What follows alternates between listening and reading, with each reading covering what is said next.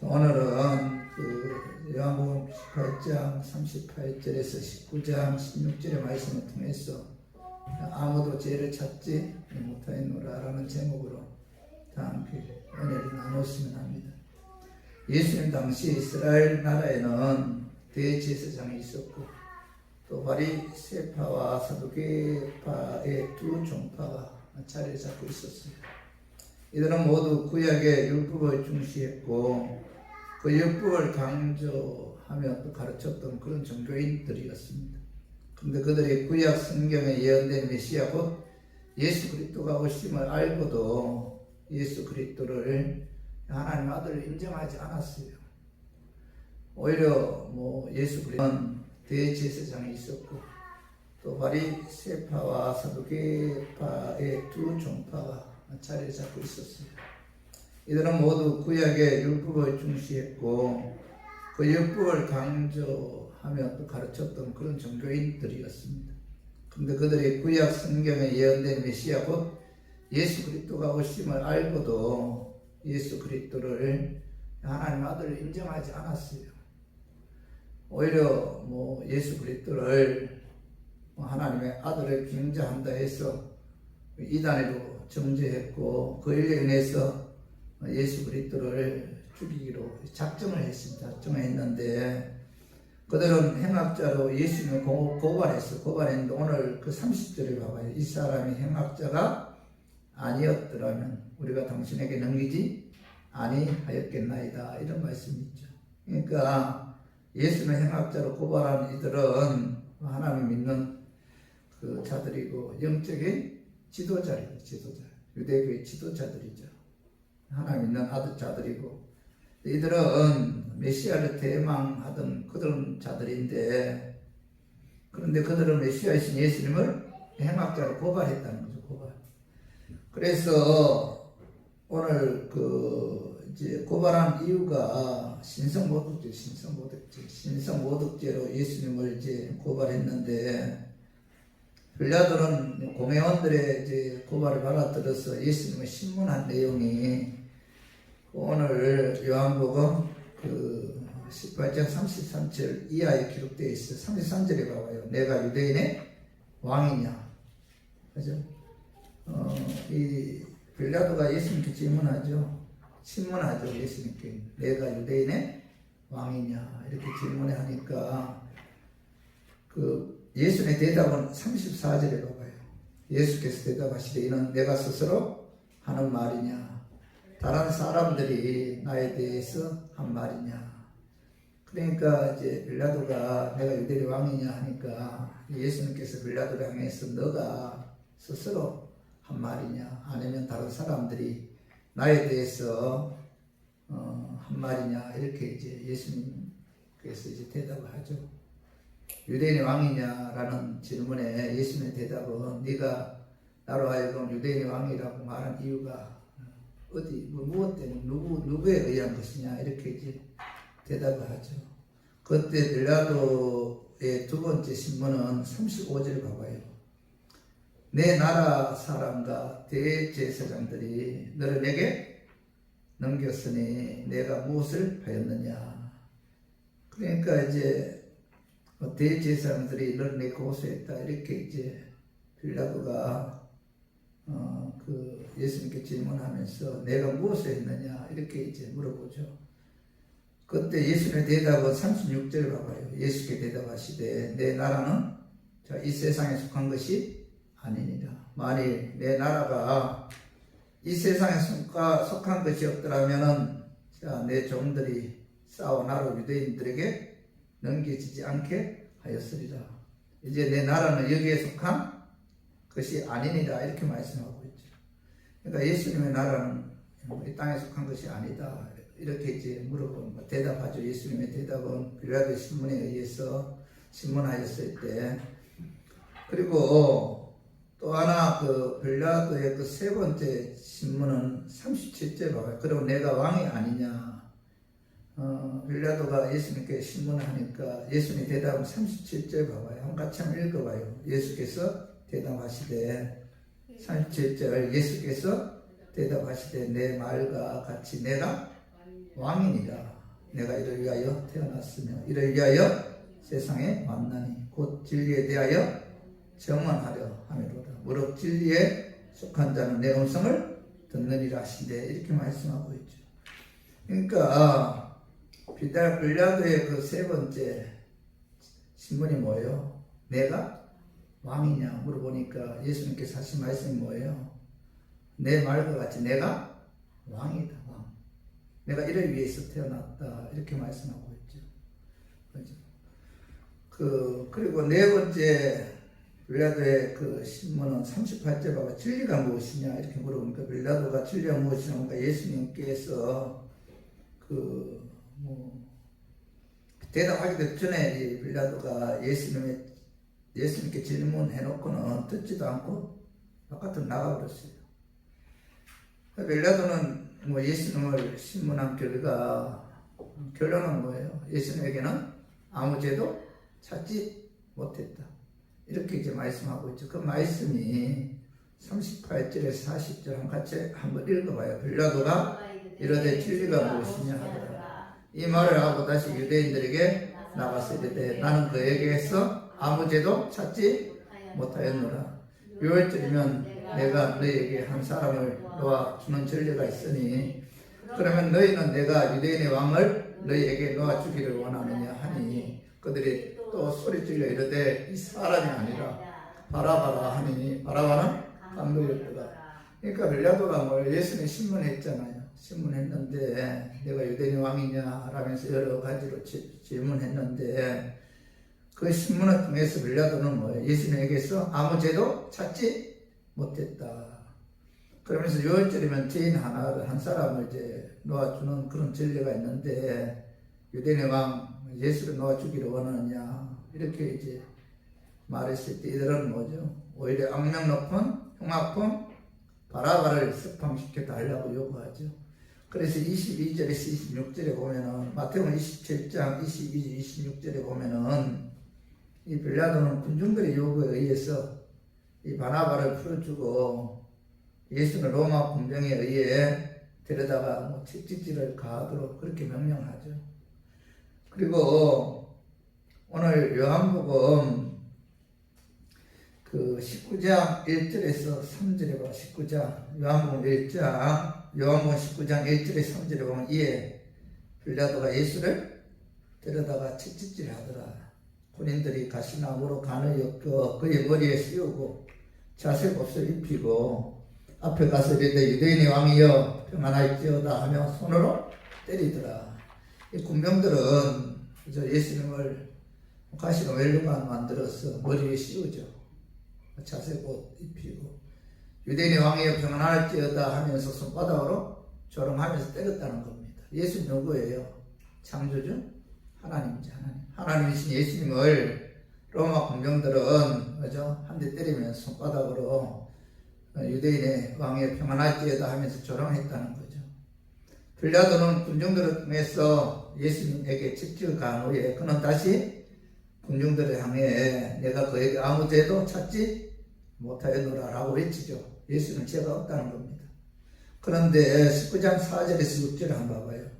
같이 한 4절에 6절에 읽어. 빌라도가 다시 밖에 나가 말하되 보라 이 사람을 데리고 너희에게 나오나니 이는 내가 그에게서 아무 죄도 찾지 못한 것을 너희도 알게 하려 함이로라 하더라. 이에 예수께서 가시관을 쓰고 자색 옷을 입고 나오시니 빌라도가 그들에게 말하되 보라 이 사람이로다 하매 대제사장들과 아랫 사람들이 예수를 보고 소리질러 이르되 십자가에 못 박혀소서 십자가에 못 박으소서 하는지라. 빌라도가 이르되 너희가 친히 데려다가 십자가에 못 박으라. 나는 그에게서 죄를 찾지 못하였노라. 자, 유다 총독 빌라도는 예수님 십자가 못 박으라는 대제사장들과 그의 하속들을 향해서 38절에 보면 18장 38절 나는 그에게서 아무 죄도 찾지 못하였노라. 요한복음 18장 38절 또 요한복음 19장 4절에 보면 내가 그에게서 아무 죄도 찾지 못한 것을 너희로 알게 하려 함이로다. 또 요한복음 19장 6절에 보면은 나는 그에게서 죄를 찾지 못하였노라 이렇게 말씀하고, 세 번이나 빌라도는 예수님을 신문한 결과 그에게서 죄를 찾지 못했다 이렇게 이제 이야기하고 있는 거죠. 사실 예수는 죄가 없으신 분이죠. 원죄도 없고 자원죄도 없죠. 왜 원죄가 없어요? 예수님은 남자의 후손이 아니잖아요. 성령으로 잉태되었잖아요. 그죠? 성령으로 잉태되었기 때문에 동정녀 마리아잖아요. 만약에 예수님의 죄가 있다면은 죄인인 예수님이 우리의 죄를 사하시기 위해 그 죄값을 십자가를 통해서 질 수 있습니까? 대신 갚을 수 있어요? 없잖아요. 성경에서 가장 중요한 것은 예수님은 죄가 없다는, 죄가 없다. 원죄도 없다. 그리고 자원죄도 없다는 거예요. 죄가 없으신 분이 죄 많은 우리들의 죄를 사하시기 위해 그분이 십자가에 죽으셨고 그 십자가의 피에 의해서 우리가 제사를 받았다는 거예요. 기독교에서 가장 핵심적인 것은 예수님은 동정녀 마리아에게서 태어났다는 겁니다. 무슨 뜻이에요? 원죄가 없다는 거죠. 원죄가 없다. 원죄가 없기 때문에 원죄에 의해서 자본죄도 범하지 않았다. 그래서 빌라도를 통해서 오늘 그 사도 요한 본문에서 예수님은 죄가 없다. 죄가 없다고 예수님께 빌라도가 유대인들을 향해서 외쳤을 때 오늘 7절에 가봐요.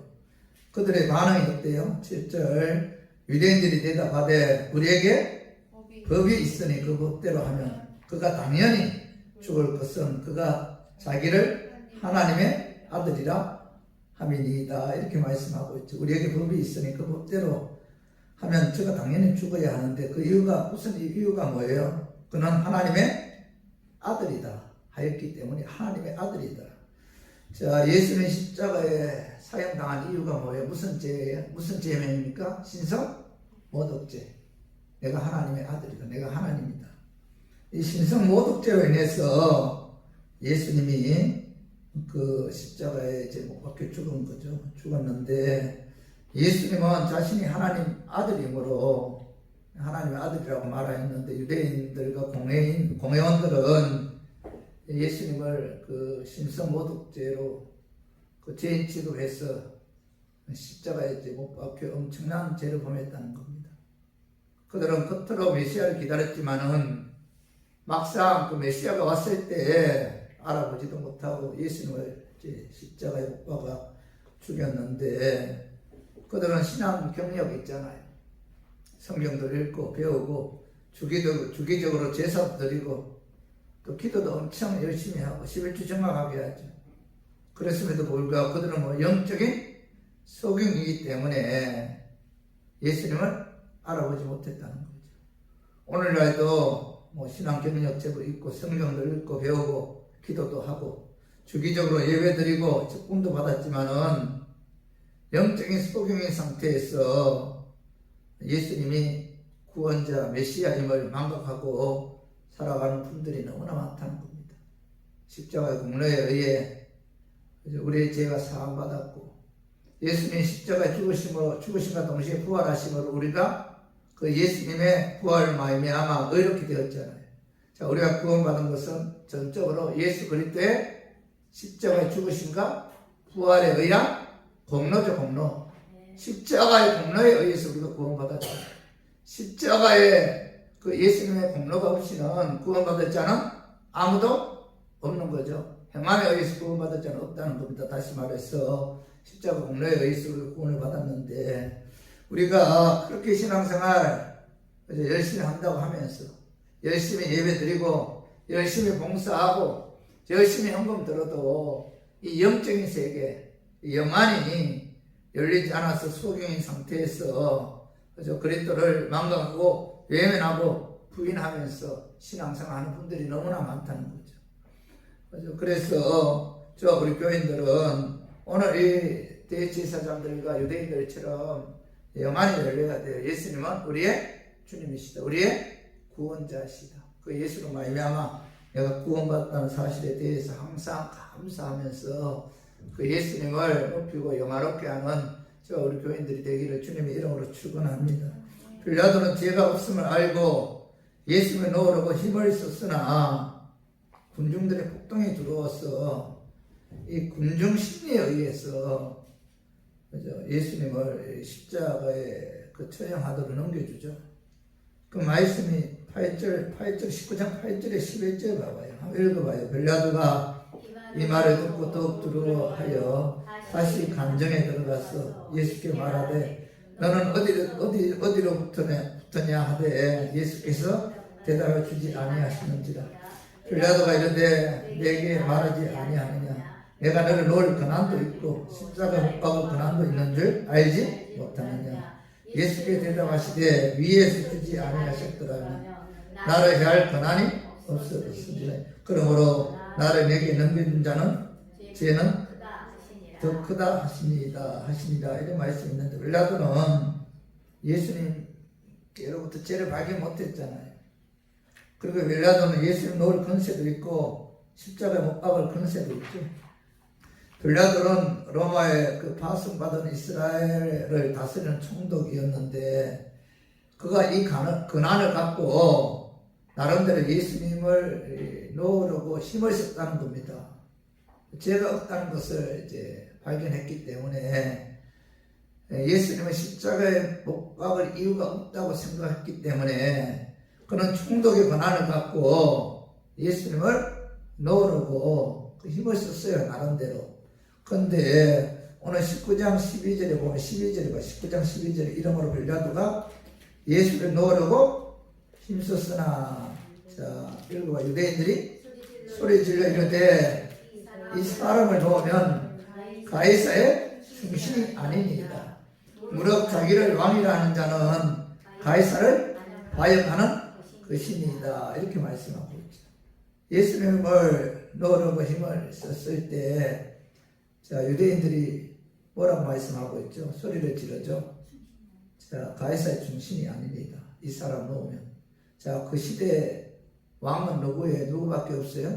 가이사 한 사람밖에 없잖아요. 예수님이 자신을 향해서 왕이라 하니까 유대인들이 소리를 지르잖아요. 예수를 풀어놓으면 당신은 가이사의 중심이 아니다. 무릇 자기를 왕이라 하는 자는 가이사를 바역하는 것이니다 하면서 막 소리 질러서 빌라도를 향해 외쳤다는 거죠. 그리고 15절 봐봐. 15절 요한복음 19장 15절에 보면 그들이 소리 지르되 없이 하소서 그를 십자가에 못 박게 하소서. 빌라도가 이르되 내가 너희 왕을 십자가에 못 박으랴. 제사장들이 대답하되 가이사 외에는 우리에게 왕이 없나이다 하니 이에 예수를 십자가에 못 박도록 그들에게 넘겨주니라. 가이사가 만이 왕이다. 유대인들도 로마의 지배하에 있지만 로마의 어떤 식민지로 있었지만 그들은 예수님 십자가에 못 박아 죽이기 위해서 어떻게 이야기해요? 가이사 외에는 우리에게 왕이 없다 하면서 예수님 십자가에 못 박도록 그죠? 그 군중 심리를 통해서 외쳤다는 거죠. 함께 유대인들이 소리질러 이 사람은 놓으면 가이사의 중심이 아니다. 가이사를 반역하는 것이다. 이런 식으로 가이사를 향해서 이제 외쳤을 때 결국은 빌라도는 이 폭동에 들어갔죠. 그래서 군중 심리에 의해 다수를 의식해서 무책임하게 예수님을 십자가에 못 받도록 내어주었다는 거죠. 그 예수님의 아무 죄가 없음을 발견했음에도 불구하고 그 군중 심리에 의해서 다수의 편에 섰다가 빌라도는 영원히 죄를 씻을 수 없는 실수와 죄를 범했다는 겁니다. 그 결과 사도신경 고백처럼 본디오 빌라도에게 고난을 받사 십자가 못 박혀 죽으시고 라고 이제 고백하고 있는데 여러분 오늘날도 마찬가지입니다. 군중 심리에 의해 다수가 선인 것처럼 그 머릿속에 줄 섰다가 죄를 범하는 사람들이 너무나 많다는 거예요. 성경의 가르치면 다수가 선이 아니라 진리가 선이죠. 진리. 다수가 선이가 아니다. 하나님 말씀에 순종하는 것이 선이다. 다수가 선이 아니라는 거예요. 하나님 말씀이 선이다. 하나님 말씀이 정말고 하나님 말씀이 공의라는 거예요. 다수가 주장한다고 해서 그것이 선이 아니라는 겁니다. 다수의 주장이 다 옳은 것은 아니라는 거죠. 민수기의 그 14장에 보면은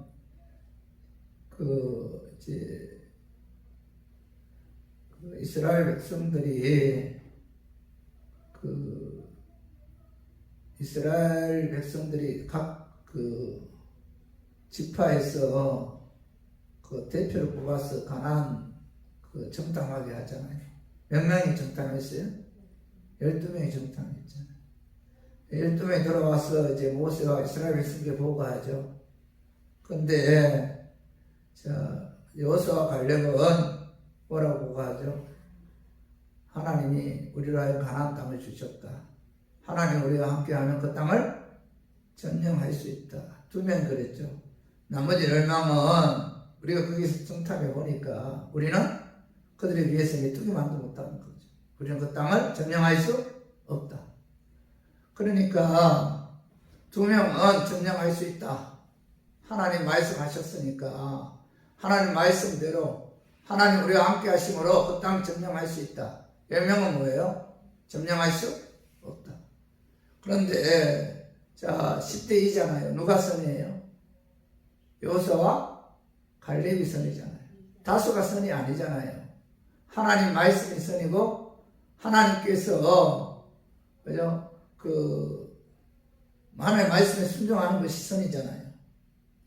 모세는 하나님 말씀에 순종하였고 반대자들은 이제 불순종했는데 결국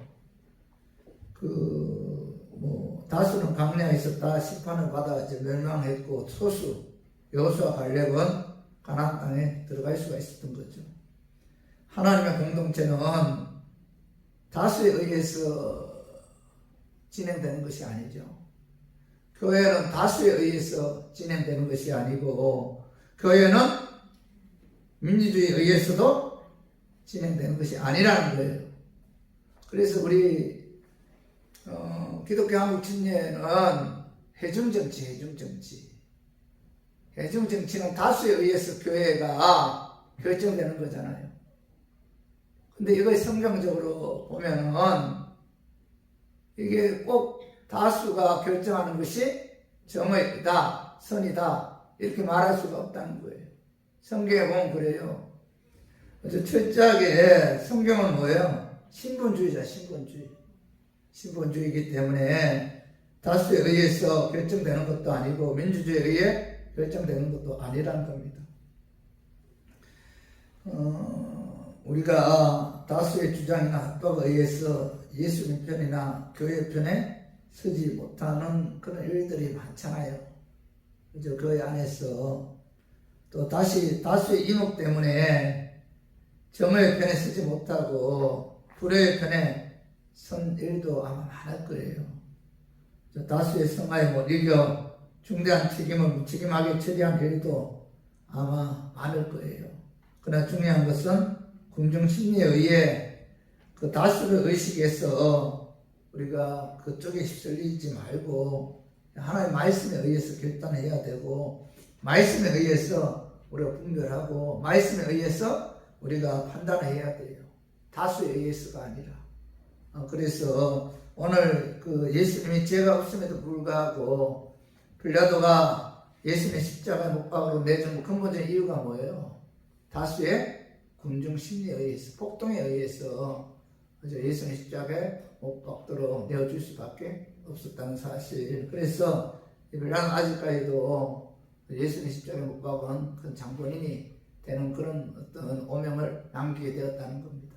그래서 우리 교인들도 신앙생활 하는 데 있어서 절대로 다수에 의해서 이런 판단하거나 분별해서는 안 돼요. 우리 목사님들 제가 지방에도 코로나 때문에 이제 지방에가 없어요. 그렇지만은 지방에 목사들 가운데서도 이제 친한 목사님들끼리는 만나서 식사도 하고 그죠? 이런저런 이야기를 해요. 근데 저번 주 금요일 날인가? 원주 금요일이네. 금요일 날 이제 목사님들 몇 명 만나서 이제 뷔페 가서 이제 식사를 했는데 뭐 이런저런 교회 상황에 대해서 이야기 많이 하죠. 이 코로나 전염병으로 인해서 사실 교회가 굉장히 침체되었고 또 영적으로 굉장히 어려운 환경에 있는 건 사실입니다. 중요한 것은 이제 목사님들이 교회 나와서 함께 예배드리기를 이제 원하지만은 이 코로나 전염병으로 인해서 교회에 나오지 않는 분들이 참 많아요.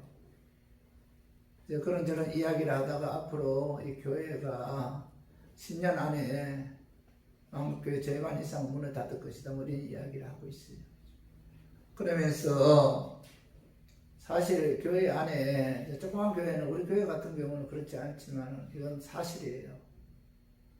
큰 교회 같은 경우는 실제로 교회 안에 하나님의 은혜로 예수로 구원받은 하나님의 자녀들이 과연 몇 명이나 있을까요? 하나같이 공통점이 뭔지 아세요? 10%도 안 돼, 10%. 100명 중에서 몇 명이에요? 10명밖에 안 돼, 10명. 여러분, 이 엄청난, 뭐죠? 충격적인 이야기잖아요. 교회 100명 나오면 거기서 예수로 구원받은 사람이 하나님의 은혜로 예수님과의 인격적인 만남이 이루어진 성도가 10명도 안 돼요, 10명도 안 됩니다. 나머지 90명은 뭐예요? 그냥 종교생활 한다, 종교생활. 이건 목사님들이 하나같이 공통적으로 하는 이야기예요. 90명은 그냥 종교생활하고 10명은 예수님을 만났고 예수님에 의해 은혜가 임했고 성령의 인치심으로 말씀을 깨닫고 십자가에 죽으시며 부활에 의해 내가 구원을 받았다는 확신을 갖고 신앙생활하는 분들은 10명밖에 안 돼요. 10명밖에 안 된다. 그러면 100명의 교인이라면은 여러분 그 교회 100명 가운데 다수에 의해서 민주주의에 의해서 교회가 진행된다면 어느 쪽으로 빠져요? 하나님 쪽으로 빠집니까? 아니죠. 어느 쪽으로 빠져요? 인본적으로 빠질 수밖에 없다는 거예요. 그래서 교회는 결코 민주주의 정치가 아니고 신본적인 정치다. 이게 성경 우리에게 말씀해 주고 있다는 겁니다. 그래서 오늘 이 빌라도가 왜 예수님을 십자가에 못 박도록 내어줬는가? 이유가 뭐예요? 군중 심리에 의해서, 다수에 의해서. 그러나 그의 판단은 진리가 아니다. 잘못되었다는 거죠. 그래서 우리 교인들도 오늘 이 말씀을 때 여러분 절대로 여러분들 무엇을 판단할 때 다수에 의해서 판단해서는 안 돼요. 다수. 어떤 군중 승리에 의해서 여러분 판단하면 안 돼요. 무엇에 의해서 판단해야 돼요? 말씀과 기도에 의해서 우리가 판단하고 분별할 때만이 우리가 정의의 편에 서서 말씀에 의해서 우리가 신앙생활 또 미혹에 영이 넘어가지 않고 끝까지 또 지킬 수 있다는 사실 오늘 말씀을 통해서 깨닫고 여러분들은 결코 다수에 의해서 분중 심리에 의해서 우리가 서는 그와 같은 가오를 범하지 않는 저와 우리 교인들 되기를 주님의 이름으로 축원합니다. 자, 우리 이 시간 잠깐